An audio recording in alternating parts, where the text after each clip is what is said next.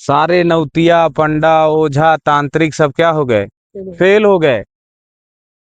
और क्या ये छोटे छोटे बच्चे ताली बजाकर हमको ठीक कर देंगे? उनको ऐसा लगा कि मतलब ठीक नहीं हो सकते हैं, कि छोटे छोटे बच्चे जहां सारे डॉक्टर फेल हो गए, डॉक्टरों ने जवाब दे दिया, ओझा तांत्रिक सारे वैद्य नाकाम हो गए, तो क्या ये बच्चे हमें ठीक कर पाएंगे, वो भी ताली बजा करके? तो उनको ऐसा ही माहौल नॉर्मल लग रहा था कि शायद क्या हो सकता है, कौन ऐसा रह सकता है? हैं बताओ, दाढ़ी बाजों ने ठीक नहीं कर पाया, हाँ, आला बड़े बड़े लटकाने वालों ने ठीक नहीं कर पाया, बड़े बड़े ऑफिस में बैठने वालों ने ठीक नहीं कर पाया, क्या ये झोपड़ी में बच्चे हमें ठीक करवाएंगे? हालेलुया। मैं आपको बताऊं, ये यहाँ पर भले ही हम देखते हैं कि कुछ नहीं है, हालेलुया, भले ही हमको पता चलता है कि शायद यहाँ कुछ नहीं है, हालेलुया, परंतु एक बैठा हुआ है जो हम सब से बढ़कर है, हालेलुया, जिसके आगे सारे ओझा फेल हो जाते हैं, जिसके आगे सारे तांत्रिक फेल हो जाते हैं, जिसके आगे सारे डॉक्टरों के डॉक्टर और वैद्य का वैद्य अच्छे ज्ञानवान फेल हो जाते हैं, वो परमेश्वर हमारे और आपके बीच में काम करता है, हालेलुया। हमें और आपको ये बात समझ लेनी चाहिए कि हम और आप किसके सम्मुख आए हैं और कहाँ आए हैं। शायद पहली बार में समझ में आता हो कि कहाँ है, क्या करते हैं, क्या पता नहीं कैसे हमको ठीक कर पाएंगे, हालेलुया। एक व्यक्ति की मैं आपको बाइबल से कुछ बताता हूँ। एक और व्यक्ति था जिसका नाम निकोदेमुस था। क्या था? निकोदेमुस था। और वो सरदार था, है ना, फरीसियों में से जो था, वो यहूदियों का सरदार था, हालेलुया। हम लोग पढ़ेंगे यूहन्ना 3 अध्याय, और उसका हम लोग पहले वचन से पढ़ेंगे। यहाँ पर उसके बारे में लिखा गया है कि क्या क्या हुआ है वहां पर। और बहुत अजरस करने लगे वहां पर निकोदेमुस भी, जो कि अपने अपने को चोला, बड़े पोंगा वाले, सब अपने आप को बड़े बड़े नक्षत्रों का ज्ञान रखने वाले, बड़े बड़े टोना टम्बार जो जगाने वाले, और बहुत से लोग जो थे जादूगर, वो काम नहीं कर पाए, परंतु जो बच्चों ने कर दिखाया, हालेलुया। ये परमेश्वर का वचन कहता है, भजन संहिता में लिखा है कि परमेश्वर दूध पियों के द्वारा सामर्थ्य की नींव डालता है, हालेलुया। परमेश्वर के वचन में लिखा है कि वह जो दूध पीते हुए हैं, जिनको कुछ समझ नहीं है, वो उसके द्वारा भी परमेश्वर सामर्थ्य के बड़े बड़े काम करता है, हालेलुया। अगर आप विश्वास करते हैं तो परमेश्वर ये आपके जीवन में कर सकता है, आमीन। आइए हम निकोदेमुस के बारे में समझेंगे, निकोदेमुस के जीवन से देखेंगे, हालेलुया। जी पढ़ेंगे, जिनको मिला है पढ़ सकते हैं, एक से।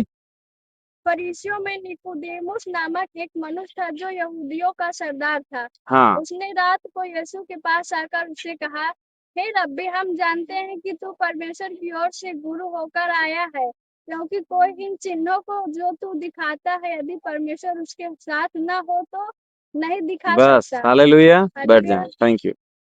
यहाँ पर लिखा है कि निकोदेमुस जो यहूदियों का सरदार था, जो माना जाना व्यक्ति था, जो यहूदियों का लीडर था, जो यहूदी मत, जो यहूदी, आप जानते यहूदी सबसे बहुत बहुत बड़ा बुद्धिमान व्यक्ति होते यहूदी, और सबसे गणितज्ञ होता है, सबसे ज्यादा मतलब कि गणित लगाने वाला वो व्यक्ति होता है, सबसे ज्यादा। आप देखेंगे ना साइंटिस्ट वगैरह में सबसे ज्यादा आपको यहूदी पाए जाएंगे, जितनी खोज करते हैं ज्यादा से ज्यादा आपको यहूदी मत के लोग मिलेंगे। यहूदियों को इतना ज्यादा ज्ञान होता है, और यहूदी जैसा धनी व्यक्ति कोई नहीं होता है, इसलिए वो यहूदियों का सरदार जो आया, कब आया? रात में आया, यीशु मसीह के पास मिलने रात में आया, और कहा कि अरे हे गुरु, हे रब्बी, हे गुरु, मैं जानता हूं कि अगर तुम्हारे साथ परमेश्वर ना हो तो जो तुम बड़े बड़े काम दिखाते हो वो नहीं हो सकता है।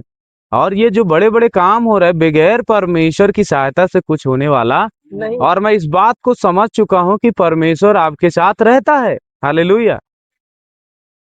वो बुद्धिमान, वो ज्ञानवान, वो यहूदियों का सरदार, वो अगुआ, हालेलुया, जो अपने आप को लगाने वाला व्यक्ति, वो आता है। हालेलुया। और इसलिए आता है, वो चुपके से आता है, कहीं ऐसा ना हो कि हमार बदनामी हो जाए कि बता यह सरदार हो के एक झोला छाप एक मतलब ऐसे राहगीर व्यक्ति के पास गए जाता है जो छोटा छाटा है, जो इतना मतलब कि जिसके पास कोई अच्छे वस्त्र नहीं है, जिसके पास अच्छे झोरे नहीं है, जिसके पास कोई ऐसी बुक नहीं है, जिसके पास ऐसा कोई पगड़ी नहीं है, ये उसके पास जाता है। कहें लोग हम पर क्या करने लगेंगे, धिक्कारने लगेंगे। इसलिए वो कब गया, रात में गया। Hallelujah, hallelujah. लेकिन जो उसके साथ हो रहा था उस चीज को वो पहचान गया कि बगैर परमेश्वर की मदद के ऐसा हो ही नहीं सकता। मैं जान गया हूं कि इसके साथ परमेश्वर है। मैं जान गया कि ईश्वर इसके साथ है। मैं जान गया कि परमेश्वर इसकी मदद करता है और बगैर परमेश्वर की मदद के इतने बड़े बड़े काम कर ही नहीं सकते। हालेलुया। जहां तांत्रिक हार जाते हैं, जहां ओझा हार जाते हैं, जहां बड़े से बड़े वैद्य हार जाते हैं, जहां सब हाथ उठा देते कि अब हमरे बस का नहीं है, वहां ये छोटे छोटे बच्चे काम करते हैं। Hallelujah, hallelujah. उस बहन के भी जीवन में यही बात आई कि क्या ये बच्चे हमें ठीक कर पाएंगे, और वो भी ताली बजाकर हमको ठीक कर देंगे। हालेलुया। परंतु उनको पता नहीं था कि इन छोटों के बीच में कौन रहता है, परमेश्वर रहता है। Hallelujah, hallelujah.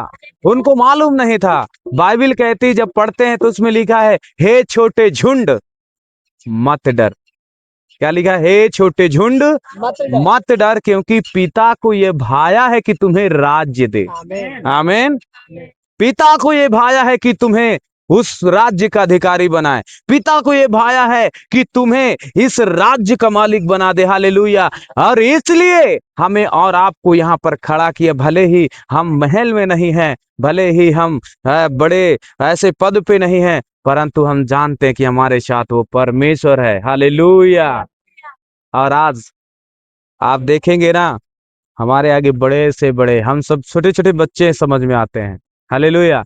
ये छोटी सी झोपड़ी समझ में आती है, परंतु यहाँ जब सगल से फेल होकर व्यक्ति आता है तो यहाँ से जीवन पा जाता है। Hallelujah, hallelujah. ये वो जगह है, हालेलुया, ये वो एरिया, ये वो लोग हैं जहां पर जीवन मिलता है। हालेलुया। और वही निकोदेमुस समझ बैठा, वही निकोदेमुस के भी जीवन में आ गया और उस चीज को पहचान गया कि हम चोला पहनकर घूमते हैं। फरीसियों को देखा कि बड़े बड़े शास्त्र अपने घर में रखे हुए हैं, बड़ी बड़ी कंठी पहने हैं, माला पहने हैं, रुद्राक्ष का माला पहनकर घूम रहे हैं, लेकिन कोई भला नहीं हो रहा। हाँ, बाम ताम तुम सब करते हैं, गांजा पी के पड़े भी रहते हैं, लेकिन कोई फर्क नहीं पड़ता। एक व्यक्ति यीशु मसीह, जिसको रहने का ना ठिकाना है, न सर धरने की जगह मिली है, एक ऐसा व्यक्ति जिसके वस्त्र भी डबल नहीं है, वो व्यक्ति अंधों को आंखें कैसे दे सकता है, बहरों को कैसे सुना सकता है, लंगड़ों को कैसे चला सकता है। हालेलुया। उसको ये बात समझ में आ गई और ये बात उसको हजम ना हुई, और कहा मैं अब जाऊंगा मिलने, कि ये जो तू काम करता है कैसे कर लेता है। लेकिन उसको एक भरोसा था, ये तो जो बड़े बड़े काम हैं, अगर परमेश्वर ना हो तो ये ऐसे हो ही नहीं सकता। बड़े चिन्ह चमत्कार हो ही नहीं सकते। हालेलुया। बोलो प्रभु यीशु मसीह की, बोलो प्रभु यीशु मसीह की। और वही चीजें वो निकोदेमुस के मन को पूरी तरह से झंझोर रहा था, कैसे हो ही कैसे सकता है। हालेलुया। बड़े बड़े चोलाधारी लोग सब पीछे हट गए, लेकिन जिसको मनुष्यों ने त्याग दिया, जिसको लोगों ने त्याग दिया, जिसको लोगों ने तुच्छ समझा, उन व्यक्तियों को ये यीशु मसीह कैसे उठा रहा है, कैसे चंगाई दे रहा है। हालेलुया। जिस बीमारी के सामने, जिस रोग के सामने डॉक्टर हाथ जोड़ रहे हैं, उन रोगों को ये यीशु मसीह कैसे चंगाई दे रहा है। हालेलुया। वो परेशान, उसको तो एक बात समझ में आई कि जब तक परमेश्वर ना हो साथ में, ये बड़े चिन्ह कोई दिखा नहीं सकता। Hallelujah, hallelujah. बोलो प्रभु यीशु मसीह की, बोलो प्रभु यीशु मसीह की। तो वो व्यक्ति रात में जाता है मिलने कि को हमहू का बुरा ना कहा है,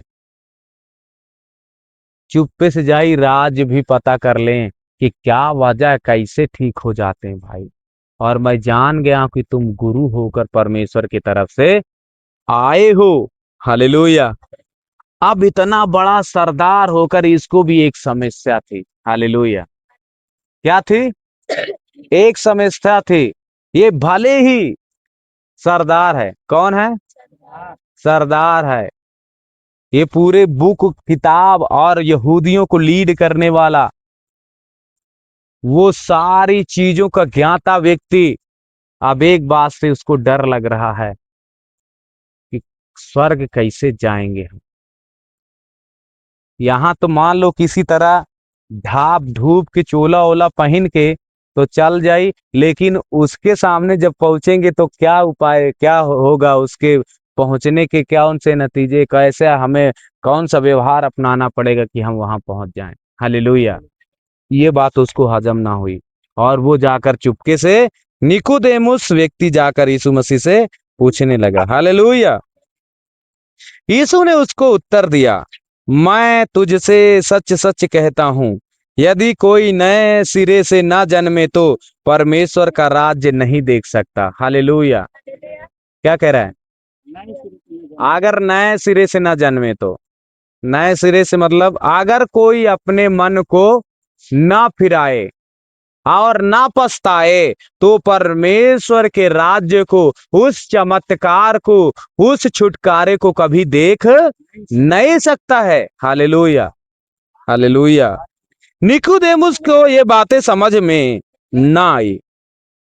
निकोदेमुस ने उससे कहा, मनुष्य जब बूढ़ा हो गया तो कैसे जन्म ले सकता है? क्या वह अपनी माँ के गर्भ में दोबारा प्रवेश करके जन्म लेगा?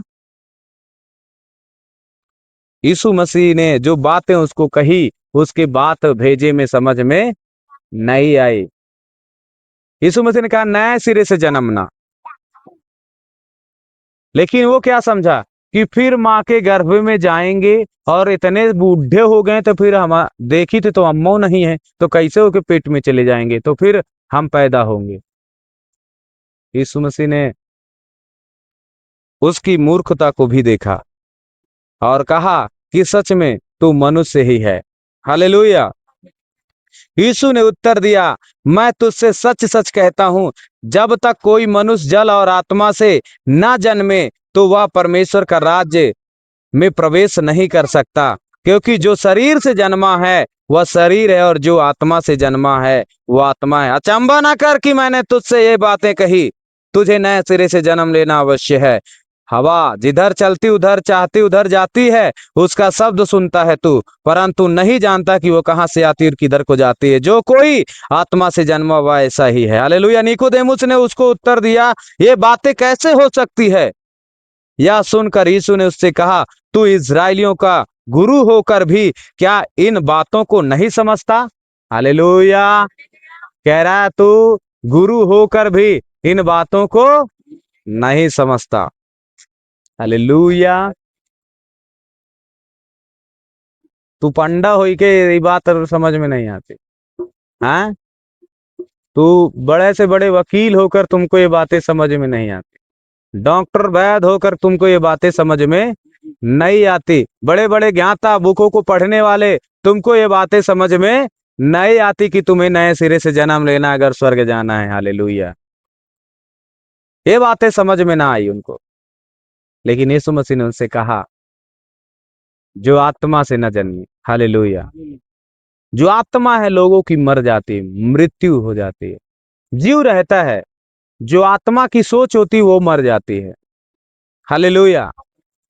और यीशु मसीह सिर्फ जिलाने आया कि जो तुम्हारा मन मर गया है उस मन को जगाना है। हालेलुया। बोलो प्रभु यीशु मसीह की, बोलो प्रभु यीशु मसीह की। मैं एक आपको कहानी बताता हूँ। हालेलुया। बोलो प्रभु